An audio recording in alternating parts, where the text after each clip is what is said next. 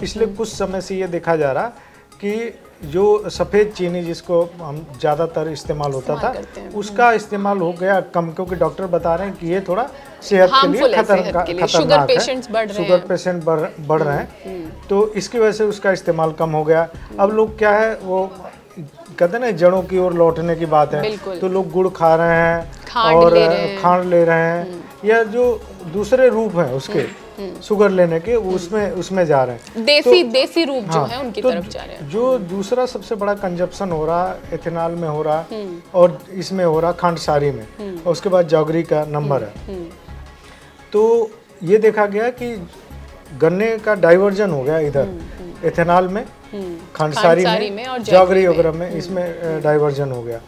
तो जबकि वो सब कुछ बाहर है, शुगर कंट्रोल ऑर्डर से बाहर है। ऑर्डर में सिर्फ चीनी मिलें कवर है। तो इससे क्या होता है, न तो प्रोडक्शन का पता चलता कि सही प्रोडक्शन क्या है, न तो ये पता चलता कि क्या डिमांड है ना। हम अक्सर ये देखते हैं कि ये रिपोर्ट आ जाती है कि नहीं शुगर तो कि में कमी आ गई है प्रोडक्शन में, एक्चुअली गन्ना कहीं और डाइवर्ट हो गया, गन्ना कहीं और जा रहा है, शुगर मिलों के अलावा कहीं और चला गया, और चीनी किसी न किसी रूप में हम ले रहे हैं। हम जो बूरा ले रहे हैं और खांड ले रहे हैं, तो उसकी वजह से चीनी तो हम कंजप्शन कर रहे हैं, गन्ने का ही रस उसका इस्तेमाल हो रहा है, उसका रूप बदल गया। जो हम सफेद चीनी इस्तेमाल करते थे वो नहीं इस्तेमाल करके दूसरा चीज इस्तेमाल कर रहे हैं। तो अब सरकार को ये लगा कि क्यों नहीं इसको भी टैप किया जाए।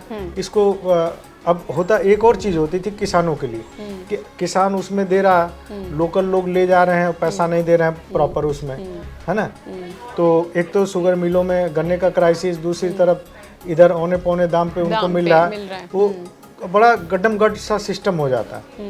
तो अब जो है ये सरकार ने निर्णय लिया कि क्यों ना इनको भी हम जो खांडसारी यूनिटें हैं इनको भी हम संगठित उसमें लिया जाए, है ना। और तो इनका भी रजिस्ट्रेशन हो जाए पोर्टल पे, जिस पोर्टल पे चीनी मिलों का रजिस्ट्रेशन होता है उसी पे इनको भी रजिस्टर्ड किया जाए, और क्यों ना इनको इंश्योर कराया जाए कि आपको जो किसान है, गन्ना बेचने वाले किसान है, उनको एफआरपी तो देनी ही पड़ेगी, निश्चित मूल्य तो मिलेगा। हाँ, या आपको सरकारी रेट तो देना ही पड़ेगा। आप उनके साथ कोई झोल नहीं कर सकते और उसकी क्वालिटी के साथ भी झोल नहीं कर सकते।